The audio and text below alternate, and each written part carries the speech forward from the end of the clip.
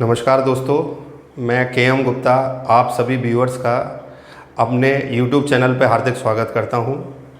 Tense सीखने की श्रृंखला में हम धीरे धीरे आगे कदम बढ़ा रहे हैं और आप सभी का जो समर्थन हमें इस श्रृंखला को आगे बढ़ाने में मिल रहा है उससे हमारा हृदय गदगद है और हम उसी चीज़ को आगे बढ़ाने की कोशिश कर रहे हैं जो आप कंपटीशन के लिए महत्वपूर्ण रूप से तैयार कर सकें। पिछली क्लास में पिछले वीडियो में मैंने आपको प्रेजेंट कंटिन्यूअस से रिलेटेड एक बहुत ही महत्वपूर्ण जानकारी दी थी। ये बताया था कि किन किन क्रियाओं के साथ हम आईएनजी का इस्तेमाल नहीं करते हैं और अगर एग्जामिनर ऐसा कर दे तो उनको हम कैसे करेक्ट कर सकते हैं। आज के इस मॉड्यूल में, इस वीडियो में मैं आपको एग्जाम्पल लेके उन क्रियाओं के बारे में डिटेल से जब समझाऊंगा तो आपके दिमाग में परफेक्टली ये चीज़ फिट बैठेगी कि एग्ज़ाम में क्वेश्चन कैसे बन के आएगा और हम उसका आंसर कैसे करेंगे। तो आगे बढ़ते हुए स्टार्ट करते हैं। हम आगे बढ़ने से पहले एक बार आप इनके एग्जाम्पल लें, उससे पहले इनके फॉर्म देख लीजिए। जैसा मैंने कहा था ये हर हिस्से में बताऊंगा मैं आपको। तो सबसे पहले हम प्रेजेंट कंटिन्यूअस के सिंपल फॉर्म की बात करें तो मैंने लिखा है सब्जेक्ट 3 तरीके से क्लासीफाई होगा इसमें, सिंगुलर, प्लूरल और एक स्पेशली आई के लिए, क्योंकि 3 वर्ब है यहाँ पे। इज का यूज़ होगा, सिंगुलर है, प्लूरल है तो आर और आई के साथ एम, और फर्स्ट फॉर्म में आईएनजी आएगा। नेगेटिव सेंटेंस है तो हेल्पिंग वर्ब वही की वही रहेंगी, इनके बाद नॉट का इस्तेमाल होगा और फर्स्ट फॉर्म में क्या आएगा, आईएनजी। तो 2 रूप मैंने आपको यहाँ बोर्ड पे दिखा दिए। अभी एक तीसरा रूप और है जिसे हम कहते हैं इंटरोगेटिव फॉर्म। देखते हैं उसका फॉर्मूला क्या होता है। तो दोस्तों तीसरा फॉर्मूला अब आपके सामने है इंटरोगेटिव फॉर्म बनाने के लिए। इसमें 3 क्रियाएं आपको शुरू में काम में लेनी है। अगर आप आगे सिंगुलर सब्जेक्ट ले रहे हैं तो इससे शुरुआत करेंगे, आपका सब्जेक्ट प्लूरल है तो आर से, और आपका सब्जेक्ट यहाँ आई है तो हम किससे शुरुआत करेंगे, एम, और सब्जेक्ट के बाद यूजुअली हम किसका यूज़ करेंगे, फर्स्ट फॉर्म में आईएनजी। यहाँ पे जो असली मुद्दा है वो यही है, जो कंपटीशन के लिए सबसे बेहतरीन क्वेश्चन बनेगा वो इसी चीज़ के लिए बनेगा कि कुछ क्रियाओं के साथ हम आईएनजी का इस्तेमाल नहीं करते। अगर मान लें एग्जामिनर कर दे तो वो मैंने बताया था कल, आज जब हम एग्जाम्पल पढ़ेंगे तो वो चीज़ आपको बिल्कुल क्लियर हो जाएगी कि किन किन क्रियाओं के साथ हम आईएनजी का इस्तेमाल अवॉइड करते हैं और अगर वो कर दिया जाए तो कैसे बचना है। तो अब हम एग्जाम्पल की ओर आगे बढ़ते हैं, एग्जाम्पल देखते हैं। तो दोस्तों अब एग्जाम्पल से शुरुआत करते हैं हम।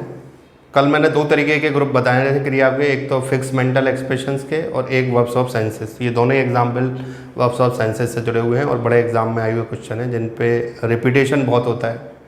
पहला एग्जाम्पल लिखा हुआ है children are seeing a cartoon movie on TV with great interest. अब इसमें पूछा जाए गलती क्या है।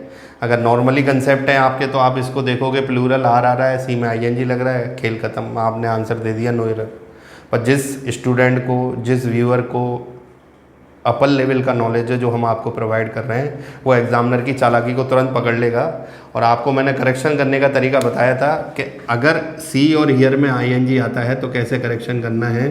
आप सी को हटाएंगे, वॉच लिखेंगे और इसकी जगह किसका इस्तेमाल हो जाएगा, वॉचिंग। ये आपका आंसर हो गया, ये आपने गलती सुधार दी। अगले एग्जाम्पल में देखें, यहाँ लिखा है blazers are hearing the speech of prime minister very carefully. ये यहाँ पे अगर हम सही करें तो कैसे सही करेंगे कि लिसन लिखेंगे और इसके साथ हम किसका इस्तेमाल कर देंगे, आइए। तो ये दोनों एग्जाम्पल में हमने जो 2 करेक्शन करने वाली क्रियाएं थी, सी और हियर, उनके बारे में देखा कि सी के साथ कंटिन्यूअस फॉर्म में आईएनजी आया तो हमने वाज से बदला, और हियर के साथ अगर कंटिन्यूअस फॉर्म में आएगा तो हम किससे बदल देंगे, लिसन। ऐसा हम तभी कर सकते हैं जब हमें नॉलेज है। नहीं है तो हमें ये दोनों ही वाक्यों में कोई गलती नज़र नहीं आएगी, क्योंकि सब्जेक्ट के हिसाब से हेल्पिंग वर्ब सही है और मेन वर्ब सही है। तो इन 2 एग्जाम्पल के बाद अब हम आगे बढ़ते हैं, आगे कुछ एग्जाम्पल और लेते हैं जिससे आपका कंसेप्ट और भी मजबूत हो जाए। Let's see. तो दोस्तों अब अगले 2 एग्जाम्पल पे हम डिस्कशन करने जा रहे हैं। एक एग्जाम्पल सेंटेंस इंप्रूवमेंट का लिया है मैंने यहाँ पे, एक एग्जाम्पल हमने लिया है स्पॉटिंग एरर का। दोनों एग्जाम्पल हमारी उन क्रियाओं से जुड़े हुए हैं और दोनों ही बड़े एग्जाम में आए हुए क्वेश्चन है। यूपीएससी में आया हुआ है, ये बैंकिंग एग्ज़ाम के अंदर आया हुआ क्वेश्चन है। तो यहाँ पे आप अगर ध्यान से देखें तो इन चीज़ों को जज करने का तरीका, जैसे इस एग्जाम्पल में ये लिखा हुआ है। अब जिस स्टूडेंट के कंसेप्ट कमज़ोर हैं वो इस चीज़ को तुरंत एडॉप्ट कर लेगा कि भाई आई के साथ एम लग रहा है, क्रिया में क्या आ रहा है, आईएनजी, तो सीधा आंसर क्या दे देगा, नो इम्प्रूवमेंट। बट यहाँ पे इसके साथ आईएनजी आपको पता है अलाउड नहीं है, क्योंकि हम कंटिन्यूअस या परफेक्ट कंटिन्यूअस के वाक्य में ऐसा नहीं कर सकते। अब ये हो रहा है तो इसको सही कैसे करेंगे, ध्यान से सुने। यहाँ पे उत्तर जिनको पता होता है वो भी उत्तर देने में गलती कर देते हैं क्योंकि ऐसा ना करें कि आसमान से गिरें खजूर में अटके, वो वाला काम नहीं हो जाए, क्योंकि यहाँ हमें इसे करेक्ट करना है इसके हिसाब से। अब हमें इसे प्रेजेंट इंडेफिनिट में बदलना है। ये ध्यान रखना है कि ये प्लूरल सब्जेक्ट होता है। कई स्टूडेंट ये सोचते हैं आई का मतलब मैं का मतलब मैं सिंगुलर हूँ, तो सीधा इसको करेक्ट कर देंगे किसके अंदर, ये, जबकि मैंने आपको बता दिया पिछले वीडियो में कि आई को प्रेजेंट में प्लूरल कंसीडर किया गया है। तो यहाँ पे हमें प्रेजेंट इंडेफिनिट में बनाने के लिए किसका इस्तेमाल करना होगा, नो, यानी मेन वर्ब की फर्स्ट फॉर्म, क्योंकि आप जानते हैं कि प्लूरल सब्जेक्ट के साथ प्रेजेंट इंडेफिनिट में प्लूरल फॉर्म का ही इस्तेमाल होता है, तो वो फर्स्ट फॉर्म होती है। क्या आंसर आ गया आपका यहाँ पे, बी।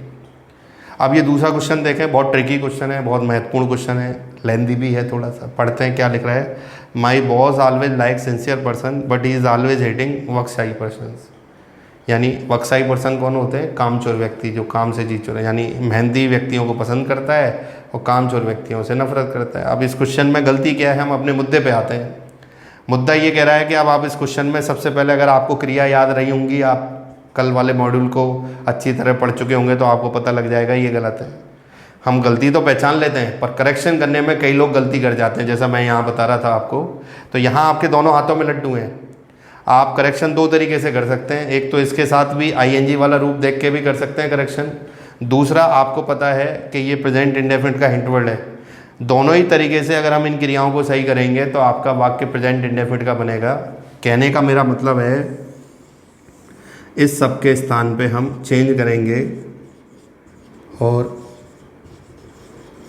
किसका इस्तेमाल कर देंगे, ऑलवेज हिट्स, यानी ये एज इट इज रहेगा और ये क्रिया कन्वर्ट प्रेजेंट कंटिन्यूअस से किस में हो जाएगी, प्रेजेंट इंडेफिनिट। तो दोनों ही बहुत बेहतरीन एग्जाम्पल थे जिनमें हमने कंटिन्यूअस वाली टर्म को एक्सप्लेन किया। अभी कुछ और एग्जाम्पल हम आपके साथ डिस्कस करेंगे जिससे ये मुद्दा आपके दिमाग में बहुत क्लियर हो जाए। Let's see.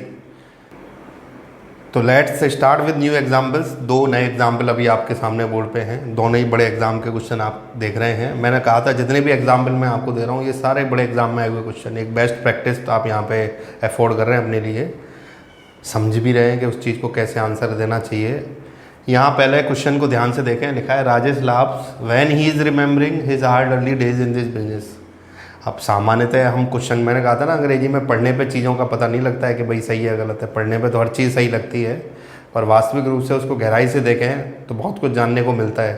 तो इस क्वेश्चन के अंदर यहाँ पे अगर आप ध्यान से देखेंगे तो आपको ये क्रिया समझ में आएगी कि जिसके साथ हमने आपको बताया था आईएनजी का इस्तेमाल नहीं करते। तो गलती तो पकड़ ली हमने कि ये मिस्टेक है। अब सबसे बड़ी बात आती है मिस्टेक का करेक्शन कैसे करें, कि इस गलती को कैसे सुधारें। तो आपको पता है कि ये प्रेजेंट कंटिन्यूअस में है, तो इसको हमें किससे चेंज करना होगा, प्रेजेंट इंडेफिनिट। बड़े आराम से कर सकते हैं। वो कैसे बनाएंगे प्रेजेंट इंडेफिनिट, क्योंकि आपको पता है सब्जेक्ट सिंगुलर है, तो ये पूरा हट के इसकी फर्स्ट फॉर्म में क्या आ जाएगा, एस या ई एस। तो कैसे लिखेंगे, इज रिमेंबरिंग के स्थान पे क्या आ जाएगा यहाँ पे, रिमेंबर्स। तो बड़ी आसानी से हमने करेक्शन कर लिया। अब आते हैं हम अपने अगले एग्जाम्पल पे। ये सेंटेंस इम्प्रूवमेंट का एग्जाम्पल है। यहाँ पे एक हिस्से को अंडरलाइन करके लिखा गया है, जैसा आप जानते हैं। अगर ये सही है तो हमें ये उत्तर देना है, और गलत है तो ये बाकी बचे हुए 3 ऑप्शन में से हमें एक ऑप्शन चुन के उत्तर देना है। तो यहाँ पे आपको पता है नीड के साथ आईएनजी लगाया गया है, जो हमारे कंसेप्ट के हिसाब से गलत है, हम इसे अलाउ नहीं कर सकते। अब इसको चेंज करेंगे तो इसके लिए सब्जेक्ट के हिसाब से हमें चलना है, प्रेजेंट इंडेफिनिट का वाक्य बनाना है, क्योंकि ये प्रेजेंट कंटिन्यूअस में दिया हुआ है। तो इस प्रेजेंट कंटिन्यूअस को प्रेजेंट इंडेफिनिट में बदलें इसके हिसाब से। तो सब्जेक्ट सिंगुलर है, फर्स्ट फॉर्म में क्या आ जाएगा, ऐसी है। ऑप्शन दोनों ही हमारे पास, ये भी प्रेजेंट इंडेफिनिट का है, ये भी। अगर प्लूरल सब्जेक्ट होता तो हम इसे चुनते, चूँकि सब्जेक्ट सिंगुलर है तो यहाँ पे हम किसका इस्तेमाल करेंगे, नीड्स। तो हम स्टेप बाय स्टेप इन चीज़ों को समझते जा रहे हैं कि जब भी हम कोई क्वेश्चन सॉल्व करने जाएं तो आपको बड़े आराम से मिलेगा ये कंसेप्ट कि भाई हम कुछ नहीं कर रहे। एक बार तो क्रिया को पहचान लो, और पहचानने के बाद करेक्शन मांगे तो करेक्शन आप देख लें कि अगर वो प्रेजेंट कंटिन्यूअस में है तो उसे किधर की तरफ ले जाएं, प्रेजेंट इंडेफिनिट। अभी कुछ एग्जाम्पल और यहाँ पे हम सॉल्व कर लेते हैं, उसके बाद फिर हम अपने आगे वाली स्थिति पे बढ़ते हैं। Let's see. तो अगला एग्जाम्पल दोस्तों जो मैं आपके सामने रख रहा हूँ यूपीएससी के एक बहुत बड़े एग्जाम में आया हुआ क्वेश्चन है, और इस क्वेश्चन को सॉल्व करने का मतलब एक बहुत ही अच्छा क्वेश्चन आप एग्जाम के लिए तैयार कर रहे हैं, क्योंकि मैं जितने भी एग्जाम्पल हैं यहाँ पे डिलीवर कर रहा हूँ वो सारे सेलेक्टिव हैं, जिनका उद्देश्य यही है कि जो कंसेप्ट मैंने पिछली वीडियो में आपको सिखाया था उसे मैं क्लियर कर दूँ। क्योंकि मेरा कंसेप्ट था कि हम कुछ क्रियाओं के साथ ING पुटअप नहीं कर सकते, और वो अगर एग्जामिनर कर रहा है तो वो आपके लिए एक मुसीबत है। अब इस क्वेश्चन को देखें, बहुत ही अच्छा क्वेश्चन बनाया है एग्जामिनर में। ये कह रहा है कि I can't go out in the rain because I am not having an umbrella. अब इस क्वेश्चन को यहाँ पे ध्यान से देखें तो हमारी कल की क्रियाओं के ग्रुप में ये क्रिया मौजूद थी जिसमें हम ING का इस्तेमाल नहीं करते। अब चूंकि ये नेगेटिव सेंटेंस बना के ING लिखा गया है प्रेजेंट कंटिन्यूअस का, तो हमें ये ध्यान रखना है कि इसे प्रेजेंट इंडेफिनिट के नेगेटिव सेंटेंस में ही चेंज करना है, सिंपल में नहीं करना है। कैसे करेंगे? आपको मैंने प्रेजेंट इंडेफिनिट में वीडियो जो बनाए हैं उनमें ध्यान से देखें, बताया था नेगेटिव या इंटरोगेटिव सेंटेंस बनाने के लिए हम डू और डज का इस्तेमाल करते हैं। तो अब हम इसका करेक्शन कैसे करेंगे? चूंकि आई को मैं अभी इसी वीडियो में बता चुका हूँ दोबारा आपको कि ये प्लूरल होता है, तो प्लूरल के हिसाब से इसका परिवर्तन डू में हो जाएगा, क्योंकि डू और डज में से एक को चुनना है, और उसकी मेन वर्ब की फर्स्ट फॉर्म आ जाएगी।